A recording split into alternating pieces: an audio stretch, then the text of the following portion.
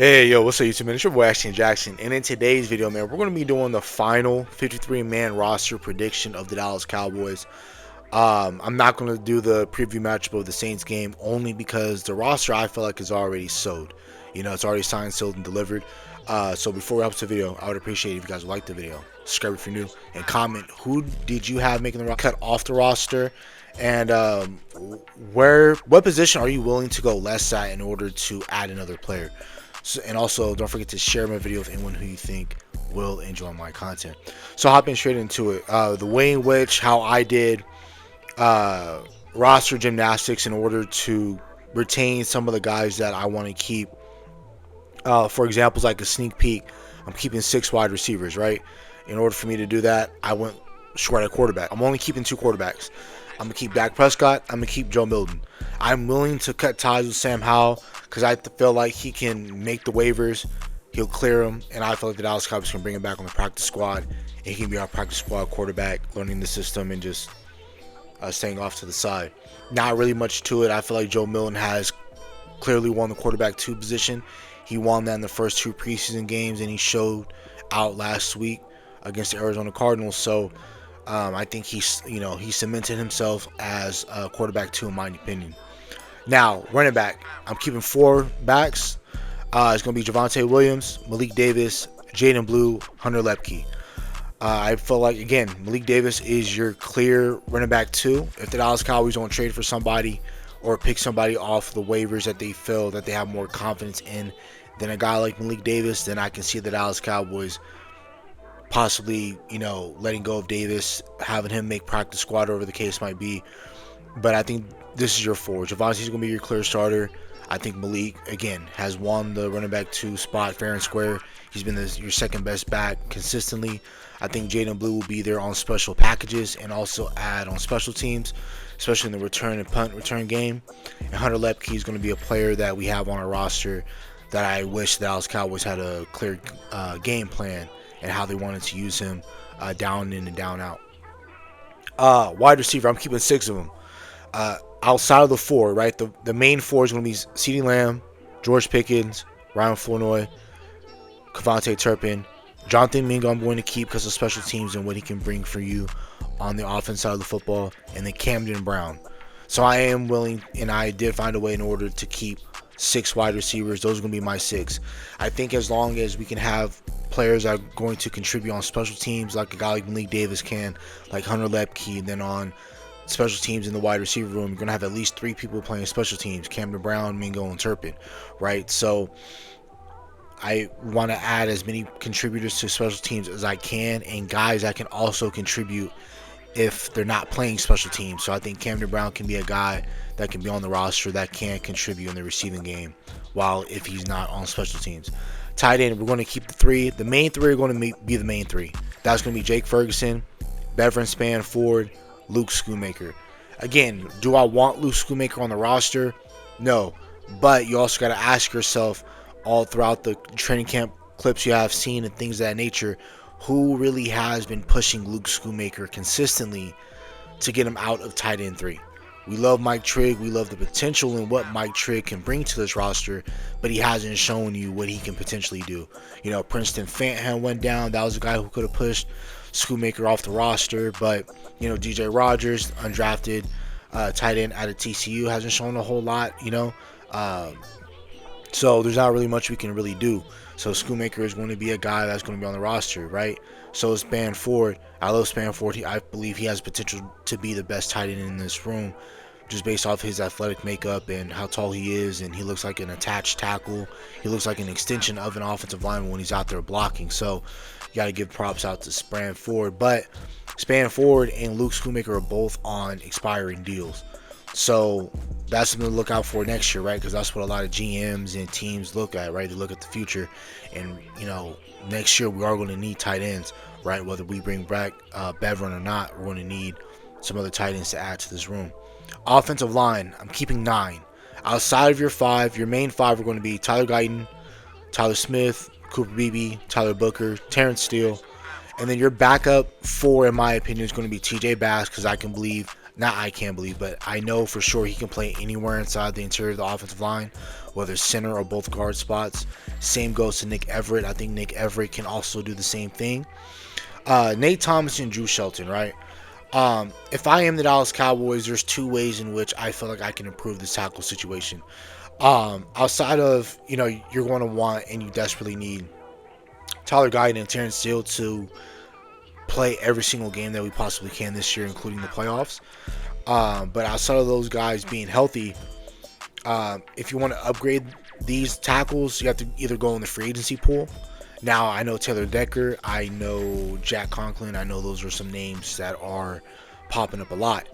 But what it seems like, shout out to Crown Global Media with Vash Lombardi and Brian Broaddus,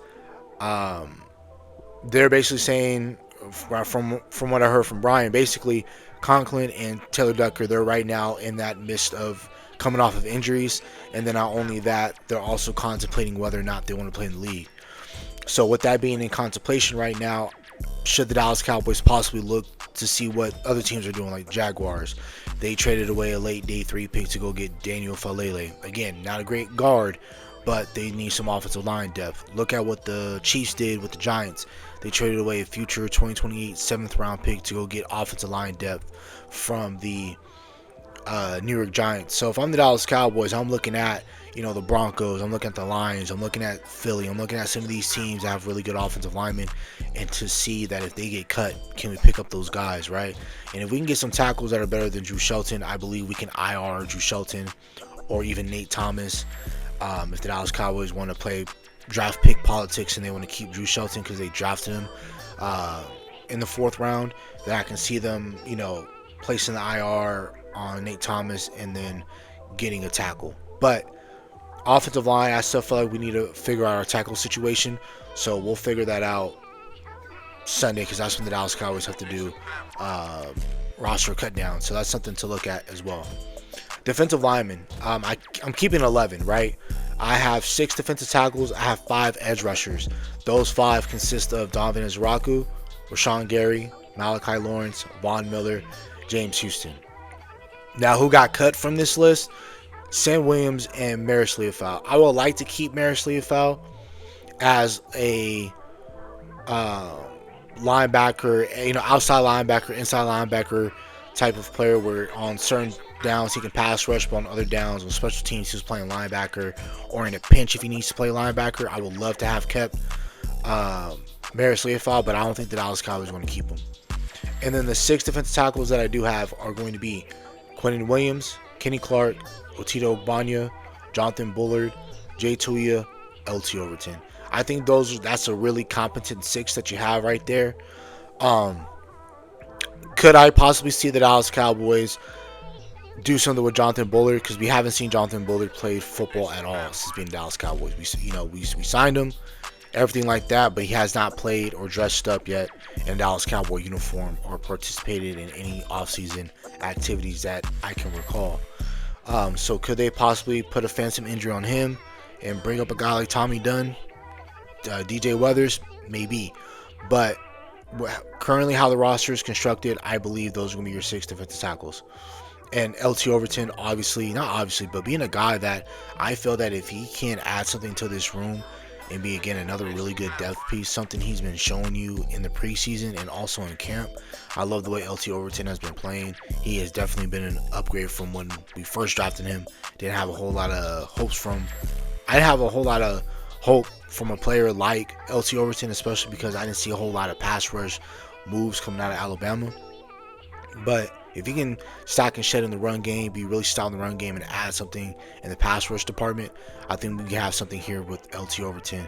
And that can definitely be something that can add to this draft class, along with Jay Sean Barham, Caleb Downs, Malachi Lawrence, and things like that. Now we're getting into linebacker. We have 5 linebackers. The main 3 are going to be the main 3. D. Winters, Overshown, Jay Sean Barham, Shamar James, and Justin Barron. Those are the other 2. I think Shamar James, Justin Barron, those are going to be your special team guys. And I think that if, again, something in a pinch happens to any of your starting 3 linebackers, I think Shamar James is going to get that next man up mentality.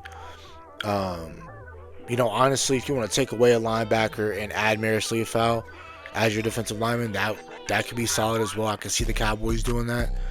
But I think the Cowboys are going to keep the main 5 linebackers, the main 5. Or if the Dallas Cowboys want to add a veteran, whether it's Bobby Okereke, Bobby Wagner for the time being, and then add Maris Leafau, have Maris Leafau be that extra guy that can play special teams, I can see the Dallas Cowboys doing that as well. Defensive backs, I have 10, 5 corners and 5 safeties. The 5 corners, well, the 4 for sure that are on the roster are going to be Kobe Durant, Savon Revel Jr., Deron Bland, Devin Moore. I think the 5th cornerback that the Dallas Cowboys should look to add, in my opinion, you can think about Amir Speed.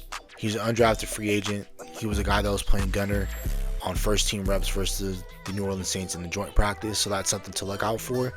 Another thing I believe that the Dallas Cowboys could do is sign a veteran guy like Adoree Jackson. Because if Adoree Jackson's like your 4th or 5th corner, that is fine. Because if you think about the cornerback room, it's really 6 because we're adding Caleb Downs. Hell, 7 if you want to add Jalen Thompson, a guy that can come in and play slot and big nickel for you. So really, I mean, if you can just get one more veteran cornerback in here like Adoree Jackson, I think you'll be fine in the room and you'll be stout there. Safeties, Caleb Downs, Jalen Thompson, Malik Hooker, PJ Locke. Those are your lock at 4. No pun intended. Those are your 4 safeties that I felt the Dallas Cowboys are going to keep. The 5th safety is going to be kind of controversial to some, but most likely it's not really too much of a controversial pick. But I have Julius Wood making the roster over Marquise Bell. Understanding Marquise Bell did get a 3-year deal. At the end of his undrafted free agent mark in 2024, or my bad, in 2025, I'm sorry, he got a 3-year extension, so he has at least 1 more year left on his deal. But I believe Julius Wood has been doing everything and more. I feel like he can add something to you on special teams. I think he can add something to your team if you need him to play in a pinch. But I really like Julius Wood a lot. I think he's a lot better moving forward than he is playing side to sideline or deep free. But I think Julius Wood is definitely somebody that I would like to have right now over a guy like Marquise Bell. But if the Dallas Cowboys keep Marquise Bell, we're going to know it's because of contract politics and NFL politics at that. So that's something to look forward. And then special teams, I got 3 players: Brandon Aubrey, Brian Anger, Trent Sieg. And that is my final 53-man roster prediction. I don't think a lot can happen on Friday, which is tomorrow, on that preseason game versus the New Orleans Saints, where any of these guys I'm not mentioning, whether Sam Howell or Sam Williams, Maris Leafau, I don't think if those guys have phenomenal preseason. Hell, even Kalen Carson, I don't even think if Kalen Carson has a phenomenal preseason game tomorrow that those guys are going to be kept around on the roster. So outside of that, you are going to want to see your offensive tackles get better, like Drew Shelton and Nate Thomas. If they can have some better showings, maybe you can feel better with keeping one, IRing the other, and bringing in a vet or a player off of waiver wires. But either which way, man, that's my 53-man roster. I'm proud of what I put together. I think this makes the most sense. This, fills out the roster as best it possibly can. We're going to have enough starters. We're going to have enough depth guys, and we're going to have some really good, solid guys on special teams. So, again, man, that's about it for the video. Hopefully you guys have a nice day. Stay safe, stay blessed. Bye.